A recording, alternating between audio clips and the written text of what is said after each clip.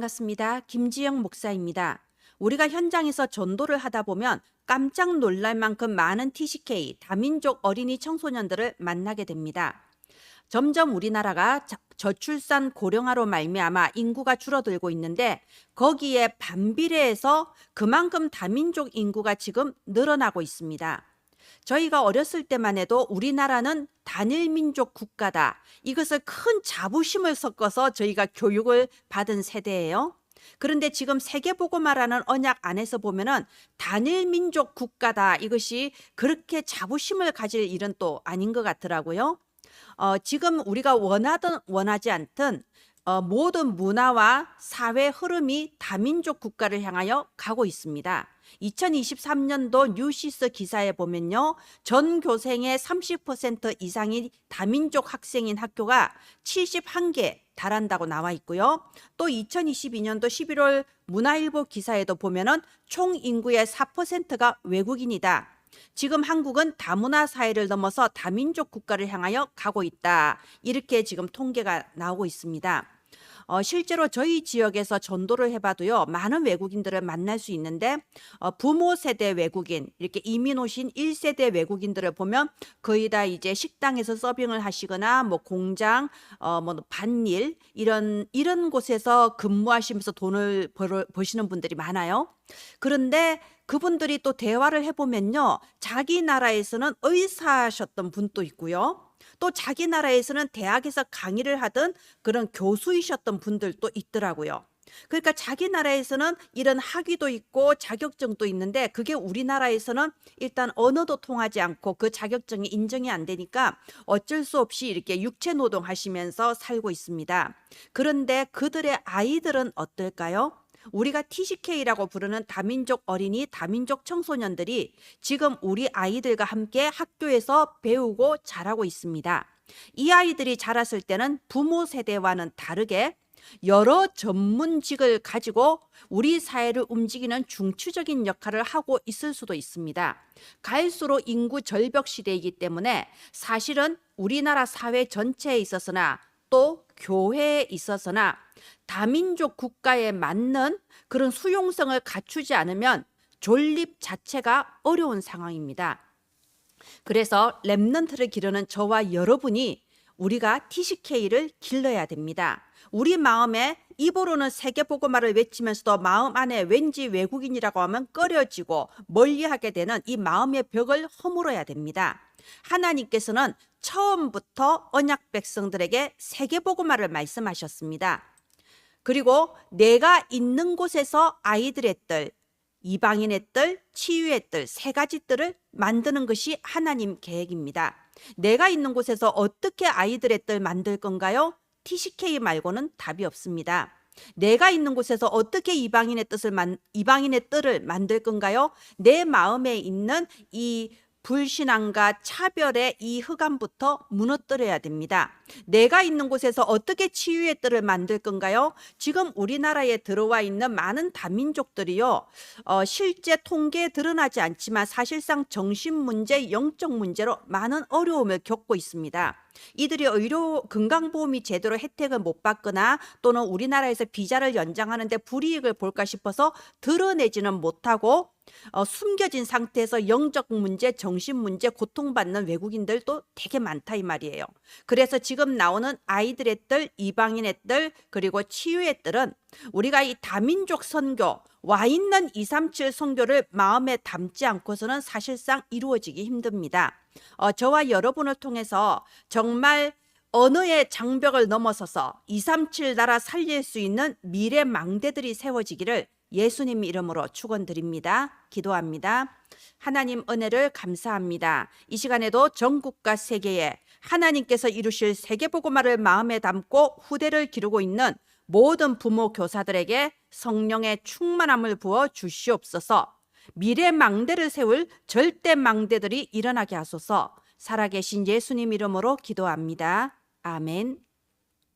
네, 오늘은 4월 학원 복음화의 2과 왜 애굽에 살게 되었는지요, 이 말씀을 함께 나누도록 하겠습니다. 4월의 서론은요, 렘넌트는 현장의 절대 망대. 우리가 어린이든 어른이든 상관없이 우리 주변에는 상처받을 일이 너무나 많습니다. 나의 무능함과 그리고 무응답이라고 여겨지는 부분, 그리고 주변에서 사람들이 계속 내 귀에 속삭이는 많은 불신앙의 말과 불신앙의 사건들, 상처받을 일이 너무나 많죠. 그런데 이것이 상처로서 내게 각인이 되면요, 마귀가 여기에 틈을 타서 영적 문제로 각인 뿔이 체질되어 버립니다. 그러면 미래가 다 무너져 버리는 거예요. 우리가 일어나는 모든 일들, 모든 내 귀에 들려오는 사람들의 말에서 상처를 받을 것이 아니라 하나님이 나를 이 현장에 절대 망대로 세우셨다라는 CVDIP를 찾아야 합니다.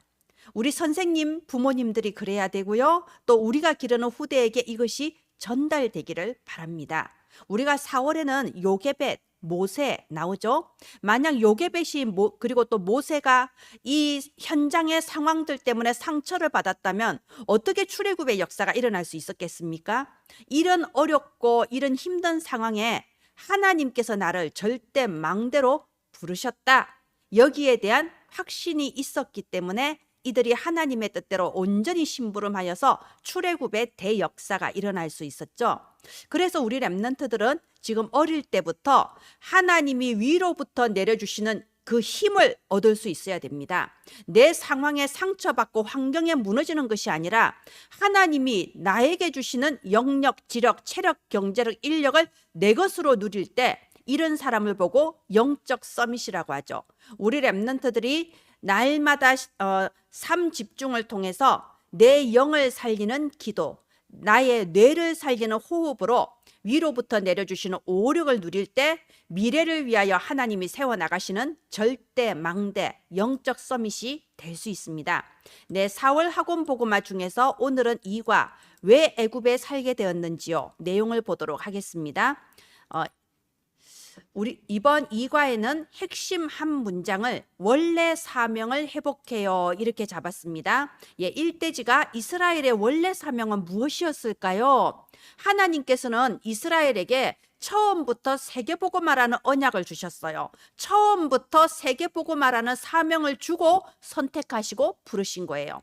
그래서 아브라함을 처음에 딱 선택하고 부르실 때도 창세기 12장 3절에 땅의 모든 족속이 너로 말미암아 복을 얻을 것이다. 창세기 22장에 이삭에게도 똑같은 언약 주시죠. 천하 만민이 내 씨로 말미암아 복을 얻을 것이다.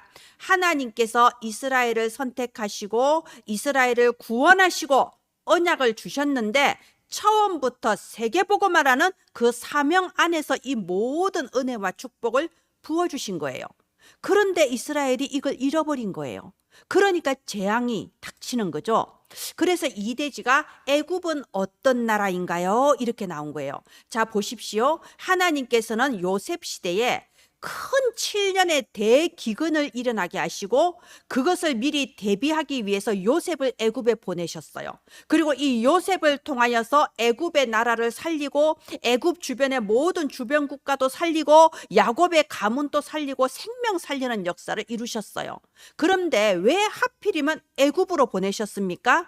그때 당시 애굽이 237가 5천 종족이 다 모여드는 최강대국이었던 거예요. 지금으로 치면 미국 같은 나라인 거예요. 그렇기 때문에 하나님은 다른 나라가 아니라 애굽으로 요셉을 보내시고 이 요셉을 통하여 야곱 가문 75명이 다 애굽으로 들어가게 하신 거예요. 무엇 때문에? 세계복음화를 위해서.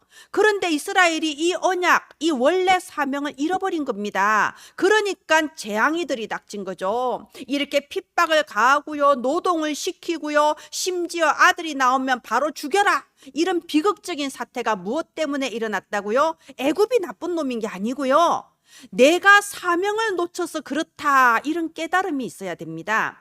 여러분, 우리도 하나님께서 세계복음화라는 절대 사명 가운데 우리를 축복하시고 불러주셨는데 우리가 세계복음화라는 걸 잊어버리고 우리도 이스라엘 민족처럼 선민사상에 빠져버리면요, 우리에게도 그 비극, 그 재앙이 똑같이 들이닥치는 겁니다. 자, 그래서 3대지 하나님께서 모세에게 주신 사명은 무엇인가요? 이스라엘 민족이 무려 400년간 이렇게 고통당하면서 노예로 재앙 속에 있었습니다. 사명을 놓쳤기 때문에. 그런데 하나님께서는 모세를 부르셔서 사명 주셨죠. 피 언약으로 해방시켜라. 저 사명 잃어버리고 언약 잃어버린 이스라엘 백성을 피 언약으로 해방시켜라. 그래서 모세는 이 자기 어머니에게 전달받은 이 피 언약을 이스라엘 민족에게 그대로 전달했을 때 이 유월절 양의 피를 바르고 출애굽의 대역사가 일어났습니다. 지금도 마찬가지예요. 지금 또 전 세계가 재앙 속에서 멸망 직전 아닙니까? 각종 기상이후 전염병, 전쟁, 기근, 지진, 지금 또 사람들이 정신의 병, 마음의 병, 중독, 자살 속에서 그야말로 멸망을 향하여 달려가고 이 사탄의 종로로 타고 있는데요. 여기에서 무엇으로 해방시킬 수 있습니까? 예수 그리스도, 피 언약 외에는 길이 없습니다. 오직 그리스도, 이 오직 그리스도 복음으로 해방시켜라. 이게 하나님께서 모세에게 주신 사명이고 또 우리에게 주신 사명입니다. 그래서 4월의 결론, 나는 영적 서밋이다. 비록 지금 내 환경이나 나 스스로의 모습은 연약하고 응답도 없는 것 같고 그렇게 보여질 수도 있어요. 그러나 영안을 열고 언약을 붙잡아야 됩니다. 주일날 예배드리면서 하나님의 정확한 언약을 붙잡고요.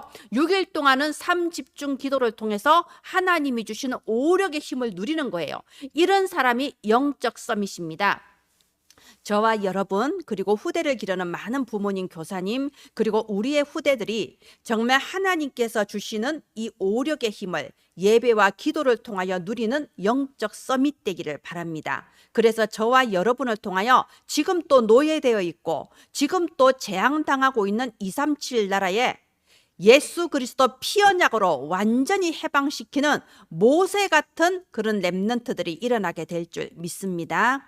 네, 기도하겠습니다. 하나님 은혜를 감사합니다. 이 학원보고만 메시지를 통하여 하나님이 주시는 정확한 언약의 흐름이 후대들에게 전달되게 하옵소서. 237의 재앙을 막을 미래망대들이 세워지게 하옵소서. 살아계신 예수님 이름으로 기도합니다. 아멘.